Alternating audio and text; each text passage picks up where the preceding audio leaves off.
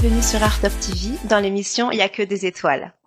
Alors aujourd'hui, nous accueillons Nels Boogie. Bonjour Nels. Bonjour. Merci d'être venu. Merci de m'avoir invité. Alors, t'as un nom qui swing. Déjà, ça annonce tout. Ah, j'ai pas fait exprès en fait. C'est un nom qu'on m'a collé et du coup, Ouais. ça m'a facilité la chose en fait. D'accord. On me l'a donné, je l'ai gardé. Qui te l'a donné?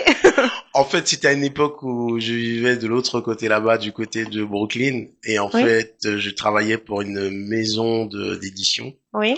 Et l'un des artistes qui travaillait là-bas, en permanence, il me voyait toujours en train de fredonner, en train de chanter, en train de Mhm. bouger. Donc, je savais pas, je restais pas en place.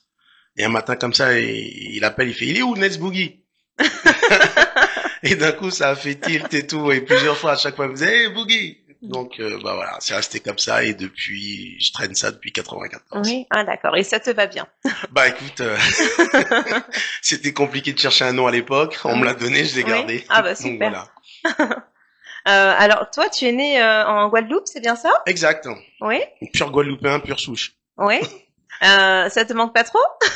Bah si, toujours. Maintenant, on essaie de faire en sorte d'y retourner le plus souvent possible, puisque bon ben j'ai les racines attachées là-bas, j'ai la famille, Oui. maman, mes frères et sœurs, donc voilà, j'ai encore et puis les amis d'enfance aussi. Oui. Donc j'essaie de retourner plus souvent que possible. Oui. Alors, j'imagine que si t'as quitté ton paradis, c'est par rapport à la musique? Non, au début, Non? non pas du tout en fait, parce que quand je suis arrivé en métropole, j'avais 16 ans. Mhm. Et j'ai atterri à Vitry-sur-Seine, donc ville que je ne connaissais absolument pas. Moi, j'étais bercé à la musique caribéenne, un peu à la musique à la funk, soul, de ce genre, mais j'avais aucune prédestination à la musique en fait. Et Mhm. c'est lorsque j'ai débarqué à Vitry-sur-Seine, je n'avais pas d'amis là-bas, donc il a fallu que je m'en crée, que j'observe un peu comment ça se passait. Et de là, j'ai découvert cet art qui s'appelait le hip-hop. Et Oui. c'est à partir de là Mhm. que je me suis dit bon, des gens qui me ressemblent, qui Mhm. parlent de choses que je ne connais pas, mais ça m'intéresse. Donc et puis j'ai constaté que c'était un mouvement urbain qui fédérait énormément de monde. Oui. Ça m'a rendu curieux. Oui. Donc voilà, donc j'ai commencé à faire comme les amis de l'époque, à se murfer sur des bouts de carton Oui. dans les métros. Et puis Mhm. après, bon ben, on allait un petit peu partout. Ensuite, on a eu le rap qui a débarqué au travers de Sydney. Donc là aussi, on s'est rendu compte que c'était un peu l'écho des bas-fonds. Oui. Ça nous parlait, Mhm. parce qu'on s'est rendu compte que c'était un art qui permettait, entre guillemets, de dénoncer des choses qui, à l'époque, c'était le seul moyen de parler en fait. Tu Oui. vois, Oui. Oui. il y avait pas un autre moyen d'expression qui pouvait faire que tu pouvais dire haut et fort tout ce que pensait tout le monde. Mhm. Et ceci à destination des élus qui nous contrôlaient déjà à l'époque. Alors, Donc qu'est-ce voilà. que tu écoutais au départ? Ben au départ, du coup, étant curieux de cette culture que je ne connaissais pas, donc il a fallu que j'aille apprendre les bases. Du coup, je me suis rendu compte que ça passait par la soul, ça passait par la funk, ça passait par le disco même, tu vois, pas aussi par la musique africaine. Donc il a fallu que je me refasse une culture musicale. Oui. Et du coup, j'ai été vraiment chercher les pionniers, les bases, les Curtis Blue, les Africa Bombata, les Public Enemy, vraiment la souche quoi, Oui. vraiment les premiers titres, les premiers artistes fondateurs du hip-hop. On peut penser à Curtis Blow et de là on a Sugar Hill Gang, Mhm. vraiment les titres emblématiques qui ont fait que là je me suis dit ok, je me retrouve là-dedans. Mhm. Ouais, ouais, franchement, je me retrouve là. Je sais pas ce que ça va donner, mais en tout cas, ça me rend curieux, j'ai envie de voir ce qui s'y passe, et puis j'y suis. Oui. Alors, du coup, vous avez formé un groupe avec des amis, gentlemen. Exact. À l'époque, j'étais au lycée Chériou, à Vitry, et comme Vitry, c'était quand même un peu le berceau de la musique à cette époque-là. Bon, je veux choquer personne, hein. Quand je dis le berceau, entendons-nous bien, les gars, hein. Pas de rivalité. Parce qu'il y avait la rivalité nord-sud, tu Oui. sais. Donc, hein, on s'est apaisé depuis. Mhm. Donc, à l'époque, on avait des groupes comme Little MC, Timide et sans complexe avec Doudou. On avait EJM. C'était un peu le préambule de ceux qui étaient sur la compilation Rap Attitude. Mhm. Et donc, dans ce lycée, on était plusieurs à se réunir et puis plusieurs être à l'affût un peu de ce qui se passait dans le hip-hop. Donc, chacun griffonnait un peu sur un bout de papier quelques rimes, on apprenait à placer un peu les rimes, on apprenait un peu à fonctionner sur la musique, à écouter des beats avec les cassettes, à faire de l'impro, parce qu'on avait en même temps en parallèle la radio Nova avec Lionel D et Dynasty, Oui. qui développait un peu ça, donc on Mhm. était tous à nos cassettes à enregistrer les émissions. Il n'y a pas à voir les MC qui déchiraient à l'époque, comme disait Hélène Marron, tu vois. Oui. Donc et de là, on a monté un petit crew à l'école qui s'appelait Gentleman. Donc, fameux Gentleman avec Eben, Oui. qui ensuite est devenu rappeur des Balles de Nègre. Mhm. Et Niro, d'ailleurs, qui lui aussi est parti aussi dans Deux Balles de Nègre avec Eben. Et de là, on a commencé à faire quelques sillons dans le rap, c'est-à-dire faire les premières parties des Ideal J à l'époque où Kerry James était encore un petit ado, tu Oui. vois. Mhm. Différents types de l'époque, enfin, même Rof à l'époque aussi, qui était Mhm. encore tout jeune. Donc, ça nous a permis en fait d'arpenter les scènes, de voir ce que c'était de faire de la scène, euh, arpenter vraiment le côté urbain, de se familiariser en fait avec ça, quoi, tu vois, parce que c'était des choses qu'on ne connaissait pas. Oui. On voyait faire les autres au travers des émissions de télé et nos premières scènes, c'était quelque chose. Quand Mhm. je me rappelle du premier grand concert qu'on avait fait, c'était la fête de l'UMA, tu vois. Oui. Mhm. Donc c'était énorme déjà à l'époque. On était tout contents. On avait fait la première partie de I Am, s'il te plaît. Oui. Ah là là, ah oui, ah, c'est quelque chose, ça. Donc c'était quelque Ouais. chose. Mhm. Donc vraiment non, franchement c'est Gentleman quand on a commencé, c'est un très très bon souvenir parce que je pense que si j'étais pas passé par cette formation là, peut-être que j'aurais pas envie de développer davantage, tu vois. Oui. Donc et puis je dirais que ça a donné naissance à plein de choses. Tu rencontres du monde, tu reformes t'as Oui. d'autres Les formations qui premiers forment, voilà, des contacts, premiers oui. comptes, voilà. Mhm. Effectivement, ça te permet de, de glaner énormément d'informations et puis pour moi, c'était vraiment un art qui me parlait énormément, qui me parle toujours d'ailleurs et je me dis ce serait dommage de ne pas perdurer là-dedans et c'est ce qui a donné la passion qui me dévore jusqu'à aujourd'hui. Oui. Donc voilà. Et c'était perçu comment au collège, du coup, à l'époque? Parce que vous étiez jeune, vous aviez déjà des premières fans. En fait, si tu veux, c'était bon enfant dans la mesure où, pour nous, c'était tellement devenu passionnel et puis c'était une bande de potes, on était des amis d'abord, Mhm. tu vois. Donc, on se vannait, on se chambrait entre nous. Celui-ci disait, ah, t'as écrit, c'est pas terrible. Alors toi, qu'est-ce que tu faisais? Tu te challengeais en écrivant encore quelque chose d'autre, en t'inspirant de ce que tu entendais déjà de nos aînés comme NTM, Assassin, etc., tu vois, ou MC Solar même. Et du coup, on était là en train de se balancer les trucs, on écoutait les sons, on essayait d'être, comment on va dire, novateur à notre manière, mais en fait, Mhm. on inventait que dalle parce que on Mhm. était juste des suiveurs de ce qui se passait à l'époque. Et puis les premiers fans, ouais, bah c'était les mecs de nos quartiers, hein, Mhm. tu sais, comme ça se passe encore aujourd'hui. Je veux dire, quand les gars sont dans leur quartier en train de faire quelque chose, les premiers fans, les premiers soutiens qu'ils ont, la plupart du temps, si c'est pas de la famille, c'est souvent Ouais. des amis, des potes de Oui, quartier oui, ils avec sont lesquels ils ont encouragés, grandi. oui, oui. Voilà, c'est Mhm. ça. Mhm. Et toi, tu étais encouragé par tes proches? Mes proches, alors c'était compliqué dans la mesure où moi j'étais venu vivre chez un oncle et toute ma famille était aux Antilles, donc ils savaient pas que je faisais ça. Ah, Tu vois, donc mon oncle non, lui il savait pas parce que ils savaient c'est pas non plus. ah non, mieux valait qu'il ne sache pas, tu vois, parce que pour lui c'est à cette époque-là il y avait cette appréhension et puis cette manière de juger de manière préconçue les choses qu'on ne connaissait pas. À l'époque, on viendra lui parler de hip-hop, il te dirait, mais c'est quoi ça? En plus, t'as vu la dégaine qu'on avait à Oui, oui, l'époque, oui. C'était ça met les pas. Il y casquettes à avait une certaine l'envers. réputation, Voilà, c'est c'est pour ça, ça. oui. Oui, oui. C'était Mhm. plutôt apparenté à de la délinquance, Mhm. à des gens qui vociféraient derrière des micros, d'autres qui gesticulaient sur... Non, ça... Euh, je crois que l'émission de Sydney a fait du bien quand même lorsque nos anciens ont commencé à voir que ça faisait que, au lieu que les mômes soient dans les rues, peut-être à faire des conneries, Mhm. ils étaient occupés à faire quelque chose qui leur plaisait. Donc là, du Mhm. coup, certains parents ont commencé à lâcher du lest en se disant, bon, Oui. il est avec des gens, l'émission était encadrée. Après, ça a donné naissance à l'émission que faisait Olivier Cachin, Rapline. Mhm. Donc, si tu veux, ça devenait un petit peu plus sérieux. Même si pour eux, c'était l'art de rue, c'était pas forcément sérieux. Oui. C'était pas un métier, tu vois ce que je veux Mhm. dire? Oui. À l'époque, tu vas dire à tes parents, je vais être rappeur. Pardon.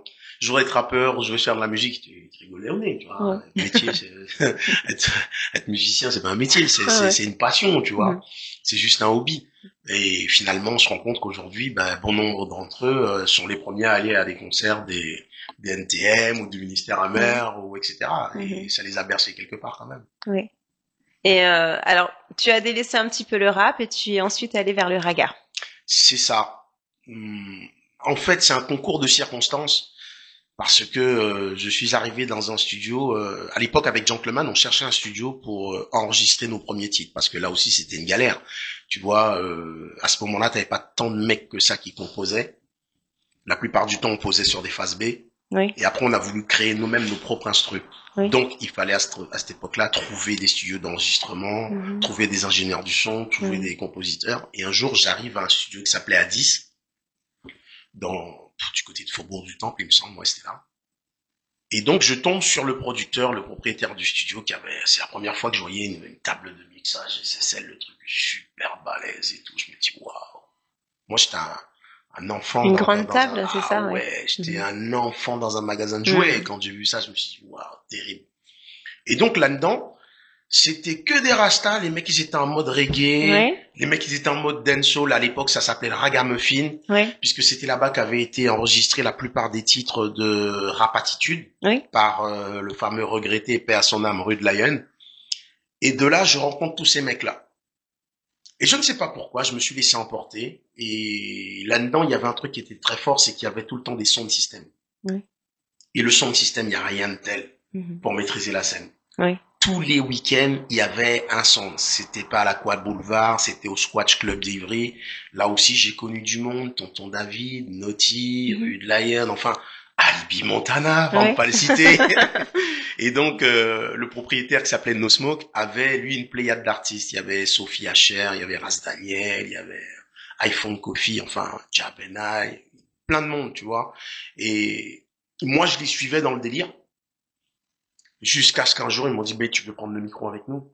Et là, c'était un kiff, quoi, parce Oui. que de là, on a fait la fête de la musique, on est parti sur des grandes scènes, on a commencé à, enfin, un jour, ben, écoute, on part chanter en Suisse. Ah bon, d'accord, ben, demain, on part dans le sud de la France, après demain, vraiment, j'ai fait des Ah oui, c'est une tournées. belle expérience. C'était de très, très belles Mhm. expériences. Et ce qui a fait que j'ai aimé cette époque raga, c'est parce que, tu vois aussi, il y avait beaucoup de live. Oui. Ça jouait en live, t'avais vraiment, j'ai connu des bassistes, des musiciens. Donc le fait d'allier le live en fait à la musique électronique de Mhm. l'époque, moi ça m'a ravi quoi, parce que tu vois il y avait, pour moi la musique c'est vraiment un échange entre les gens, tu vois, c'est pas Oui. uniquement juste des instruments virtuels ni rien, Mhm. c'est qu'il y a une connivence, on a commencé à former des duos, ne serait-ce que pour un titre, tu vois, on formait une combinaison. Et donc, ça m'a permis de rencontrer énormément de monde et aussi d'acquérir énormément d'expérience dans la manière de travailler. Donc, tu vois, quand tu es curieux de quelque chose, bah, tu sais pas faire, tu vas regarder comment Oui, font voilà. Tu ceux qui regardes comment font maîtrisent. les autres et Voilà, ouais. tu vois. Mhm. Et donc, ça m'a donné envie, moi, à un moment donné, de me débrouiller par moi-même parce que j'ai un gros défaut, je suis assez impatient. Lorsque Oui. j'ai envie de faire des choses, je Mhm. n'aime pas être tributaire d'autrui. Mhm. Donc, du coup, il a fallu que j'apprenne à mon tour à composer, Mhm. Pour tout faire à écrire, toi-même et voilà, tout faire ouais. soi-même. Même si Mhm. on n'est pas efficace quand on fait tout soi-même, parce que bon, je dirais toujours chaque postulat à son poste. Mhm. Donc, tout faire ne veut pas dire savoir tout maîtriser. Mais en tout cas, on sait où on veut aller, tu vois. Oui. Au pire, si tu maîtrises pas un secteur, tu peux toujours faire appel à quelqu'un qui le maîtrise. Mais tu Oui, sais que tu te oui, trompes pas de personne. oui. Oui. Voilà. Alors, on peut dire que tu préfères plutôt la scène ou le studio? Ben écoute, l'un mène à l'autre. Moi, lorsque Mhm. je suis en studio, maintenant j'ai un studio, je travaille chez moi, je compose chez moi. J'ai hâte, lorsque j'ai composé quelque chose, de Mhm. pouvoir l'expérimenter sur la scène pour voir un peu l'accueil Oui. que les gens vont me réserver, tu vois. Donc, C'est du pour moi, 50-50 alors. c'est indissociable en fait. Ouais. Mhm. Surtout quand tu composes aujourd'hui, tu sais tout ce que tu ne veux pas. Mais Oui. par contre, quand tu sais ce que tu veux faire, Mhm. tu as envie de savoir ce que tu as composé, ce que tu as réalisé, comment est-ce que ça va être accueilli. Donc aujourd'hui, je peux pas te dire que je préfère l'un plus que l'autre. Maintenant, Mhm. si tu me laisses vraiment le choix à faire que des concerts et être que sur scène, bah ouais, je dirais pas non. Je dirais pas non. Mais à un moment donné, je sais que pour donner du produit, entre guillemets, sur scène, il Mhm. faut rentrer en studio, tu vois. Donc, si tu veux manger des bons plats, bah, faut cuisiner, hein. Oui. Donc voilà. Alors t'es revenu au rap, hein, du coup, avec un nouveau groupe, donc Elstaff. Hein. Exact. Mais j'avais jamais quitté le rap en fait, hein, tu vois, Ouais. parce que le fait de faire dancehall et tout, j'ai fait aussi ce qui s'appelle du raga hip hop. Il y avait, c'était la référence que j'avais à l'époque, c'était Mad Lion. C'était un artiste qui était produit par BDP, donc KRS-One, et c'était un peu du rap sur des beats raga. C'était un peu Oui, d'accord, oui. le Oui, truc il y avait qui toujours me ta plaisait. patte dessus. Voilà, t'avais toujours la patte dessus. Donc Mhm. j'ai jamais eu besoin de vraiment quitter le rap. Oui. Le côté, moi, ce qui m'a plu dans le raga avec le reggae, c'était plus le côté live, Mhm. travailler avec les musiciens et tout. Ça, c'était sympathique. Donc ça m'a permis aussi de garder ça dans le côté rap, quoi, tu vois, Mhm. d'emmener de temps en temps un petit peu de frénésie musicale et de reggae dans du rap, ce que j'ai gardé toujours aujourd'hui. Donc Elstaff, ça a été aussi une prise de naissance au sein du collectif No Smoke à Addis Possible. Parce que Mhm. celui qui est devenu mon partenaire dans Elstaff, je l'ai aussi rencontré là-bas, tu vois, Oui, en même temps que Alibi. d'accord. Ah oui. Donc, qui plus est, c'est un animateur radio. Mhm. Donc, il a ouvert sa bouche. J'ai ouvert la mienne. On l'a jamais fermée. On a fait un duo, ça donnait Mhm. le staff. Et donc, on a travaillé ça, quoi. Alors, tu as collaboré aussi avec des personnes en Arizona? Oui. Oui. En Alors, fait, raconte-nous.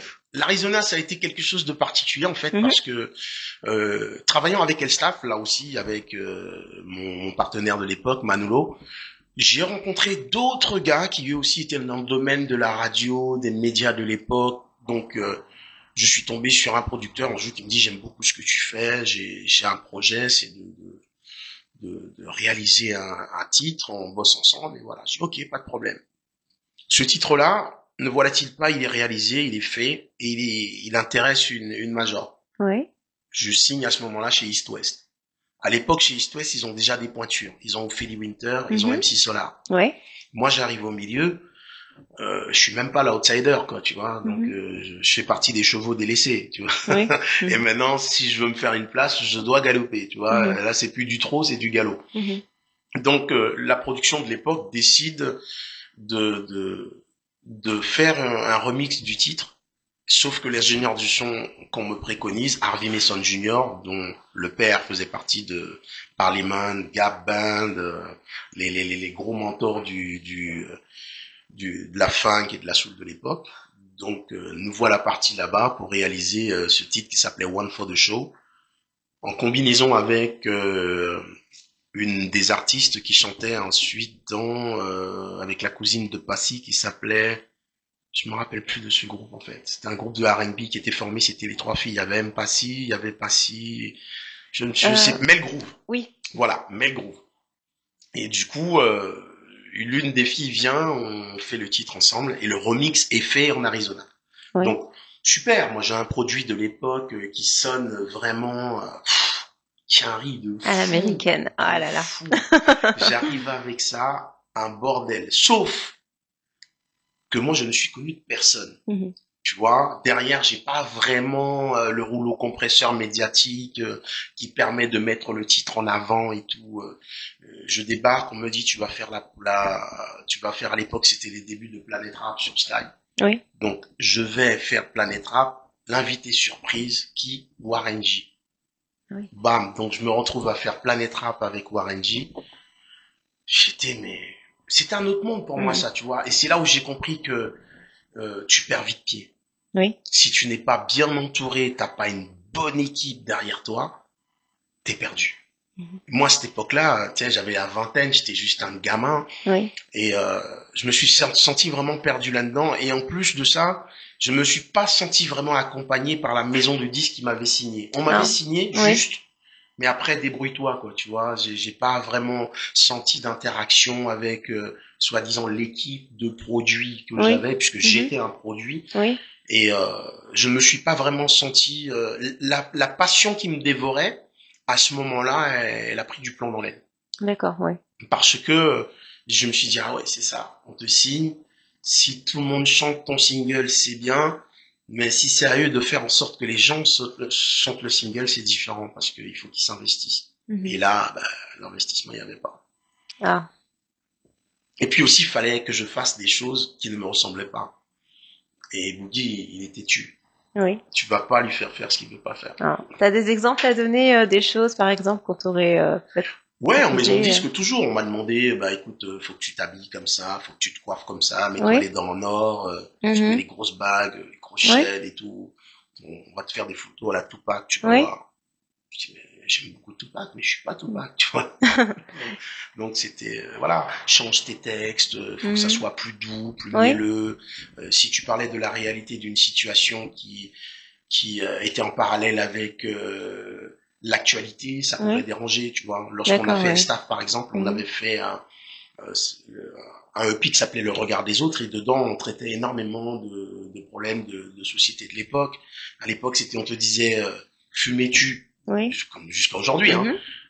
On te mettait le paquet qui te dit fumes-tu, mais en même temps, on mettait un mec qui avait fumé un joint de cannabis qui, à la limite, était plus naturel Mhm. que le tabac Oui. et la Mhm. nicotine. Ah oui. Mais là, c'était pas, là, c'est proscrit, tu vois. Mhm. Mais comme la nicotine, elle est légiférée par le système en place, Ah tu oui. peux mourir dignement.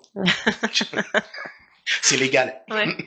Donc voilà. Donc là aussi, alors Oui. si tu veux, c'est pas des discours qui allaient dans la continuité de ce que voulaient les productions avec lesquelles on signait, quoi, tu vois. Oui. Bah oui. Donc ça faisait de nous, en fait, les gens avaient Vous une étiez un peu bridés, perception, quoi. voilà, c'est Mhm. ça. Ils avaient une perception qui n'était pas la bonne. Simplement, on était juste on va dire des alerteurs de conscience, en fait. Tu vois, Mhm. on éveillait les masses à notre manière.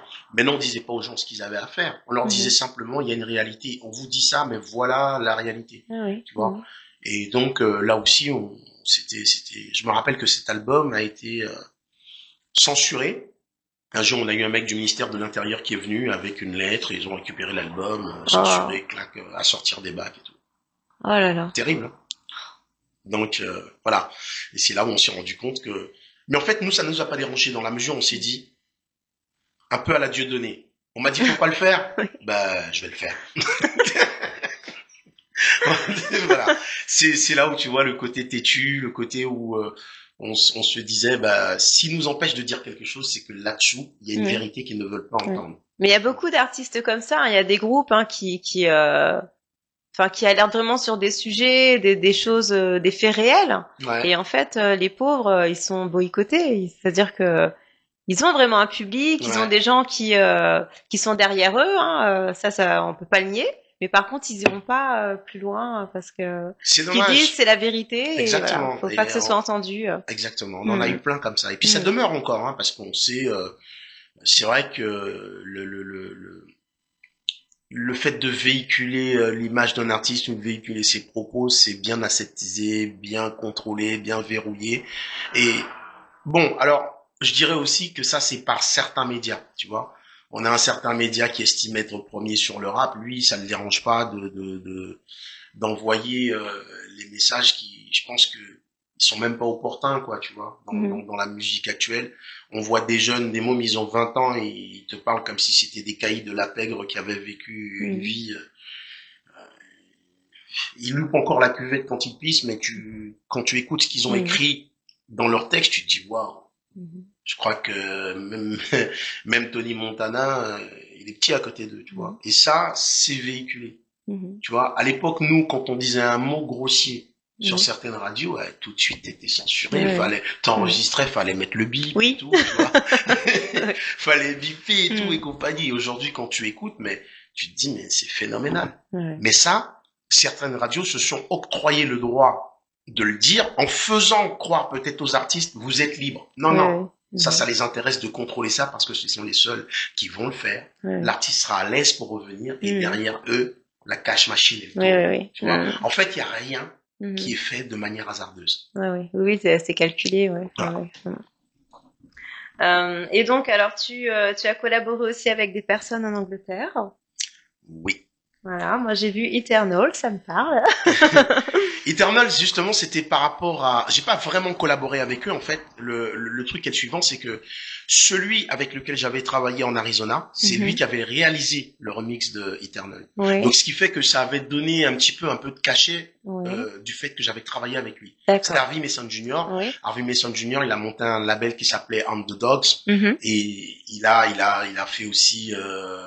il avait fait Mace et Brandy, il avait fait Oui, aussi Monica, il a oui. fait Tony Eternal, Braxton, c'est Tony ça aussi. Braxton Mhm. aussi. Il a fait énormément de monde, tu vois. Donc, Mhm. c'est vrai que le fait que moi, je suis passé comme ça, mais je suis passé en mode éclair inaperçu, tu vois. Oui, Pour oui, moi personnellement, je suis content de l'avoir fait parce que je suis oui. pas sûr qu'ici en France, beaucoup d'artistes aient travaillé avec Harvey Mason Mhm. Jr., Mhm. tu vois. Mais je me suis dit, ouais, dans ma petite expérience, ouais, Mhm. ça me faisait plaisir de bosser avec un mec qui a fait tout ça, tu vois. Oui, oui. Et en Mhm. plus, qui a raflé des Grammys comme pas possible. Oui. Voilà. Alors après, tu as fait un remix raga hip-hop. Oui, j'en ai fait un. J'en ai fait même plusieurs. Maintenant, il y Ouais. avait un qui avait retenu l'attention un peu du public. Mhm. Et là, à ce moment-là, je suis retourné faire la promo Ouais. avec mes précédents, comment dirais-je, mes précédents sauces Oui. de la disque aussi. Oui. Donc, T'as encore sillonné toute la France mais et oui, on a sillonné. Mais en fait, c'était ouais. génial parce que, comme tu disais, c'est là où encore, c'était super important de travailler avec eux, dans la Mhm. mesure où leur terrain de prédilection, c'était la scène, Oui. faire du live. Et qu'est-ce qu'il y a de plus important pour un artiste sérieux? Mhm. À part d'être sur scène, Ouais. performer, Mhm. envoyer tout le meilleur qu'il avait, tu vois, sur Ouais, scène, ouais, quoi, tu ouais, vois. ouais. Donc, vraiment, avec eux, c'était, la question ne se posait pas. Mhm. Dès que Smoke, il m'appelait, bon, Nels, on a un show, mais moi, j'avais même pas le temps de dire non ou quoi que ce Mhm. soit, que pour moi, c'était déjà réglé, quoi. Ça, Ouais. c'était une évidence. Et là Mhm. encore, c'était des titres qui tournaient pas mal en radio et tout, mais j'ai pas eu le public vraiment qui suivait sur l'intégralité des projets que j'ai menés. Mhm. Mais si tu veux, c'est pas ce qui me préoccupait. Oui. Oui, Moi, oui, ce qui tu me faisais ce que préoccupait, t'aimais. c'était, je faisais ce que, Ouais. voilà, Mhm. j'avais une passion qui me nourrissait Mhm. et ma préoccupation, c'était de rendre les gens bien sur scène au moment où j'étais face à eux. Oui. Tu vois, Mhm. demain après tu vas me dire bah écoute ouais le morceau n'a pas fait une grosse entrée en radio machin. Ok, il y a pas de problème. Mhm. Mais moi je vis pas en radio moi. Oui. Tu Mhm. vois, je vis sur scène. Mhm. Lorsqu'on allait au Francopholies par exemple, tu as Mhm. une scène immense pendant les Francopholies. Franchement, qu'est-ce que j'en ai à secouer que le morceau n'est pas rentré en radio. Par Mhm. contre là j'ai 2 3 000 personnes devant moi voire Oui. plus. C'est là que ça m'intéresse. Alors, moi, je suis curieuse de savoir, alors quand tu es justement devant ce grand public, sur cette grande scène, quand tu as terminé ton morceau, tu retournes en coulisses, alors qu'est-ce que tu fais? C'est quoi tout de suite ta réaction? Alors, souvent, j'ai ce truc où j'attends en fait le retour de ceux avec lesquels j'ai travaillé. À l'époque, j'attendais beaucoup de ma manager, Christiane Ancinon, qui, soit elle venait et me disait, bon, les gars, vous avez fait le taf. Ouais. Déjà entre nous, Mhm. on se regardait pour sentir est-ce qu'on était satisfait de ce que Ouais. nous, on avait fait, Mhm. tu vois, parce qu'on se donnait beaucoup, euh, les répétitions, on respectait le travail des équipes avec qui bossaient avec nous, ça c'était très important, comme ça au moins ils pouvaient te faire confiance et on avait confiance aussi dans leur choix, tu vois. Mhm.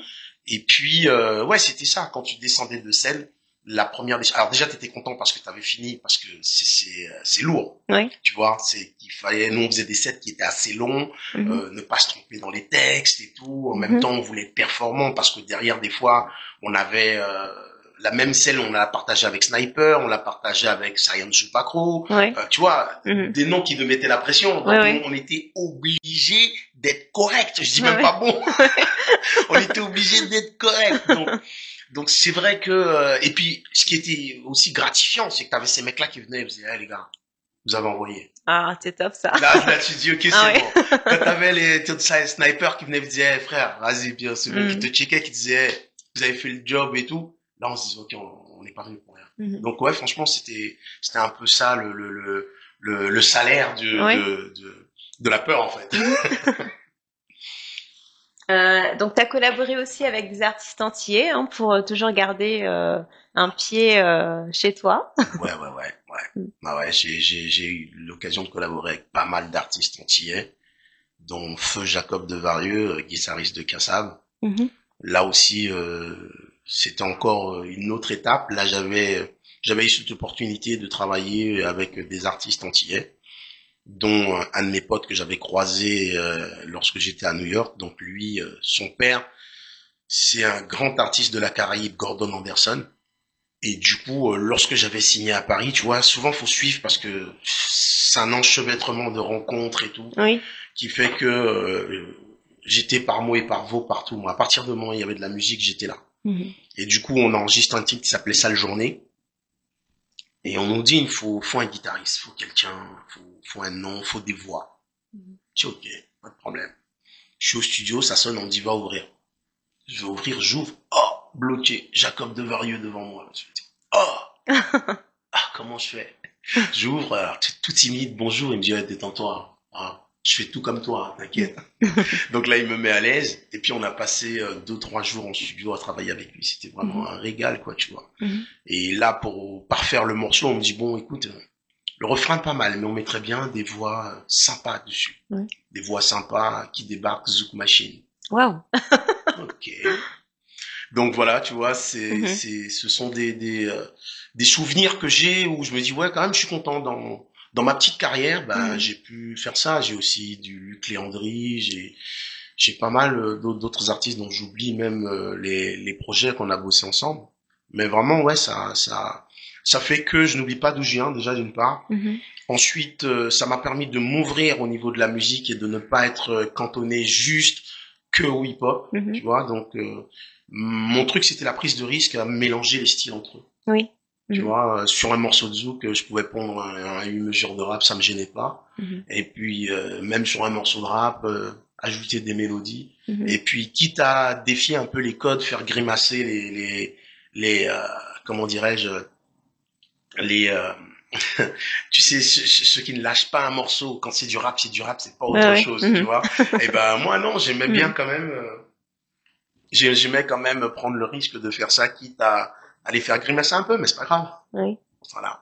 Et là, j'imagine que tes proches aux Antilles, ils devaient être fiers de toi parce que à ce moment-là, ils savaient que tu faisais de la musique, hein, puisque tu avais Après, ils ont déjà su. fait. Ouais, ils ont su. Oui. Et donc, timidement, comme ça, on me disait, c'est bien, tu fais... Mhm. En tout cas, ça les rassurait de savoir que je faisais pas des conneries, quoi, tu Oui. vois. Mhm. Donc, que je faisais quelque chose qui me plaisait. Et puis après, ma mère, elle a eu l'occasion d'écouter des textes et tout.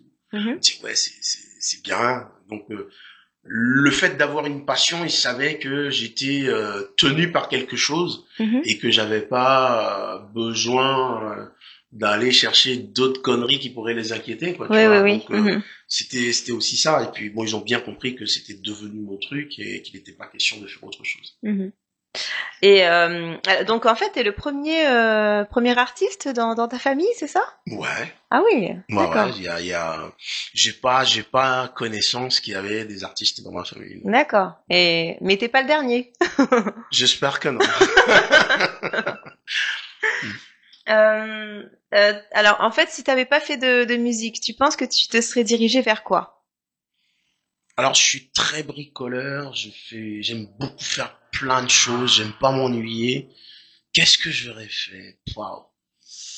C'est la grosse problématique, elle est là, c'est que je me suis jamais interdit grand chose. Donc, qu'est-ce que j'aurais fait? Je sais pas. Ce serait peut-être euh, embrasser une profession qui m'aurait vraiment permis de découvrir le monde, de voyager. Là, moi, mon rêve au départ, j'ai voulu être mécanicien aviation. Oui, ah oui. C'était ça Mhm. mon rêve. Et au final, bon bah, j'ai pas pu le toucher parce que les conditions n'étaient pas réunies pour ça. Oui, Donc j'ai choisi une autre direction. Et c'est peut-être cette direction qui m'emmène à la musique en fait.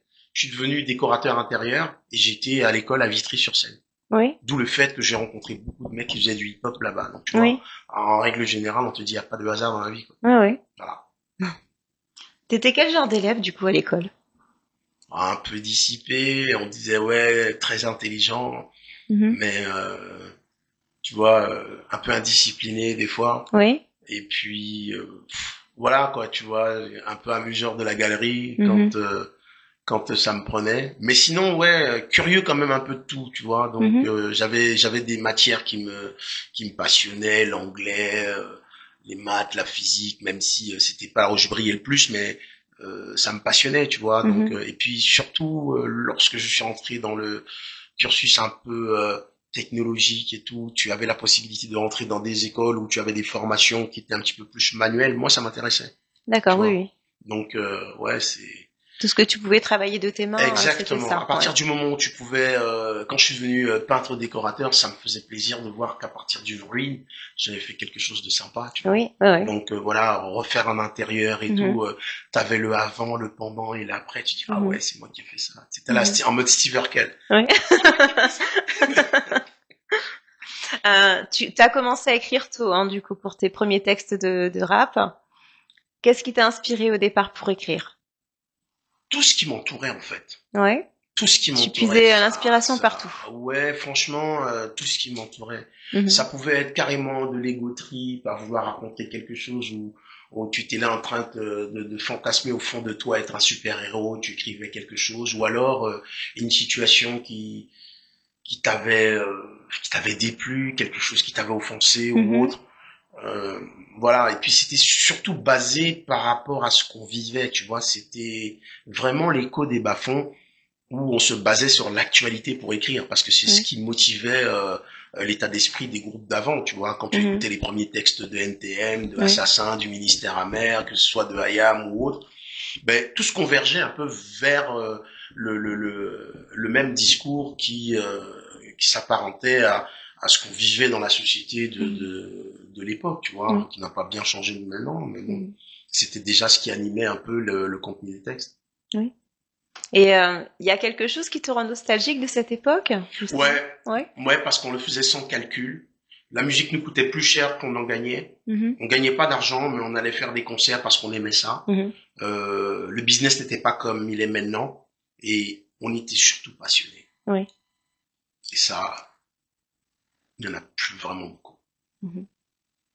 Alors, si on te proposait la scène de tes rêves avec le featuring de tes rêves, ce serait où, avec qui? Ah, une scène de mes rêves, allez, je dirais, allez, un petit arena, histoire de, tu vois, Ouais, avec tous mes potes de l'époque, avec tous ceux avec lesquels j'ai commencé. ouais. Ouais.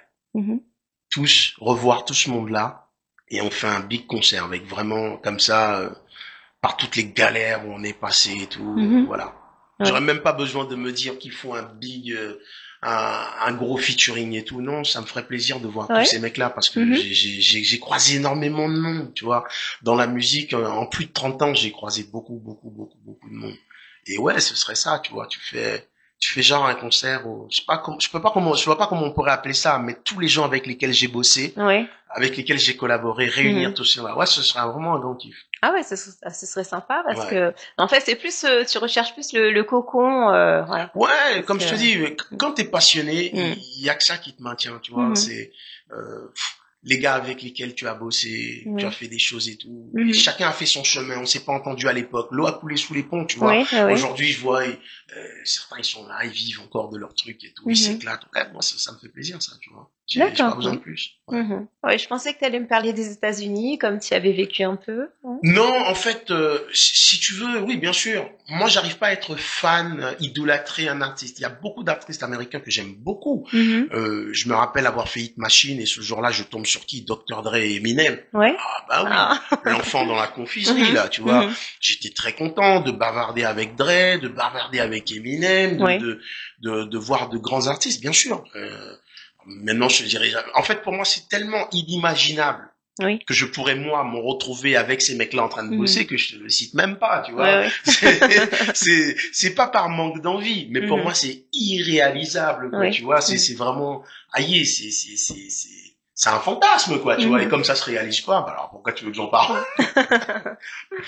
Mhm. Euh, alors toi, du coup, t'as beaucoup collaboré avec des personnes. Est-ce qu'il y a un moment où tu préfères travailler vraiment tout seul? Il y a des titres en fait.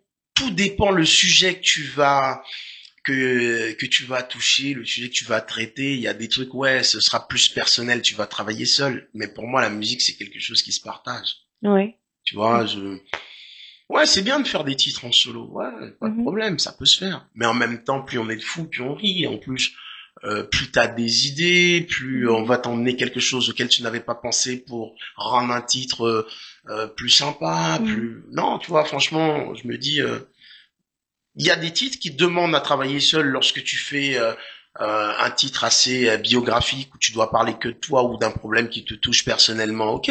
Mhm. Mais sinon, Oui, pourquoi t'es se plus dans le limiter, quoi? partage. Bah ouais, je veux dire, Mhm. quand tu fais un beau duo, un truc où même vous êtes quatre cinq sur un morceau, ça se passe très bien et que chacun y trouve son compte, ouais, pour moi Mhm. c'est un kiff. Ouais. Ok. Ton meilleur moment dans la musique?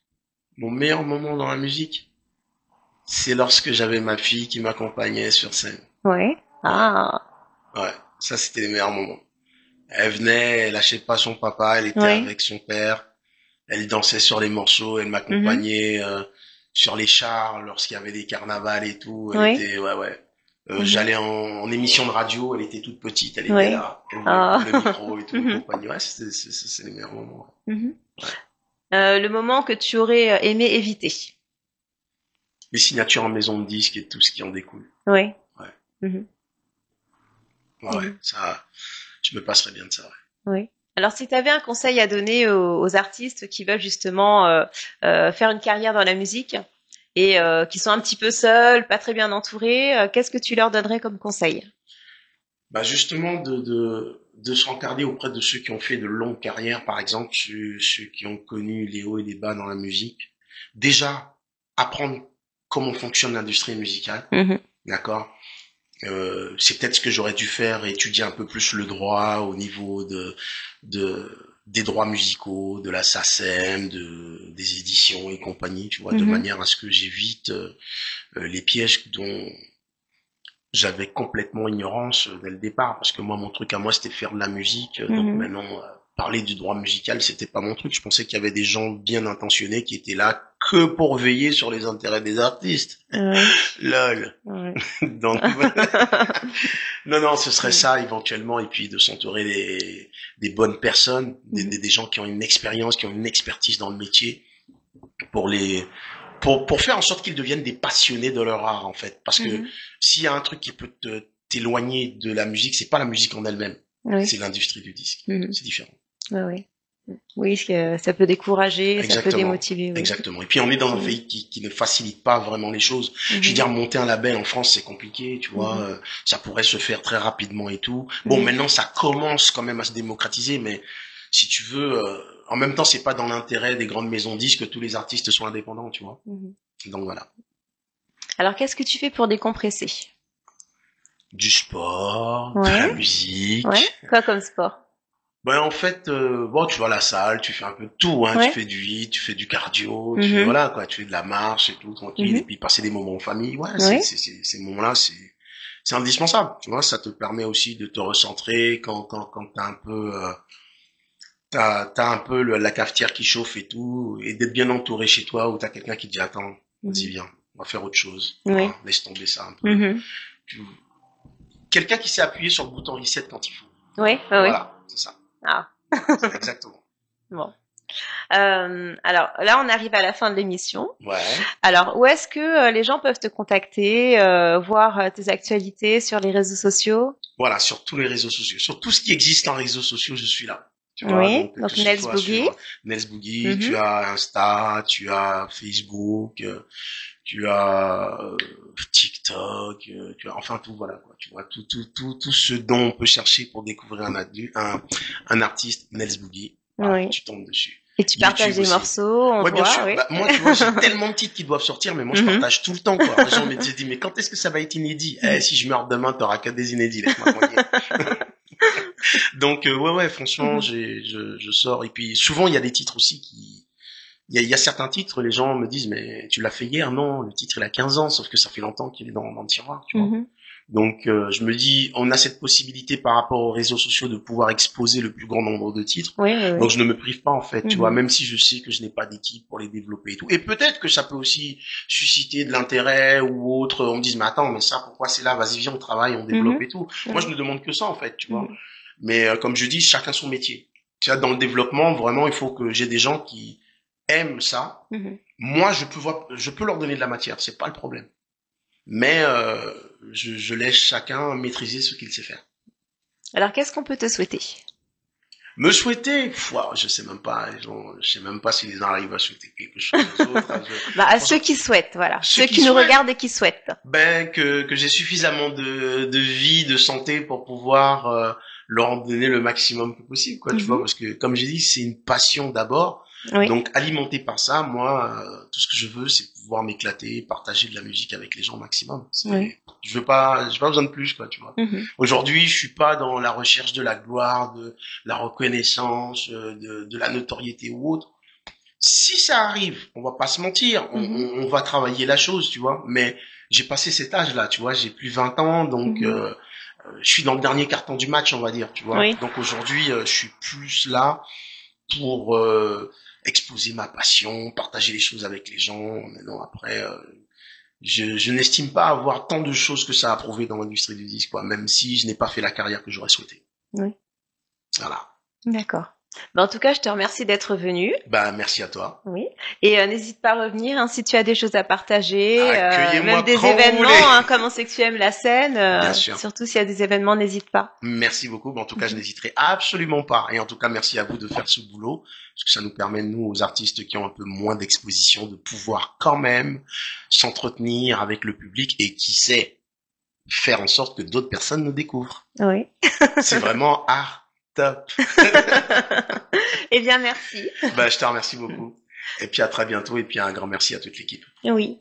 Merci de nous avoir suivis. À très bientôt sur Art Top TV.